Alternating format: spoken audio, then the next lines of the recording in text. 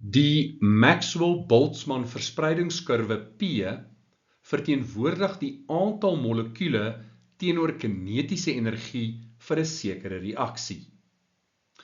Kurwe Q word verkry nadat 'n verandering aan een reaksietoestand gemaak is. Watter verandering het tot kurwe Q gelei? Die korrekte antwoord is D. 'n toename in die konsentrasie van die reaktanse. Nou kom ons kyk na die ander opsies. Byvoeging van 'n katalisator. As ons 'n katalisator bygevoeg het, sou hierdie lyn na links geskuif het.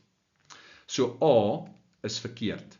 'n toename in temperatuur, dit is ook verkeerd.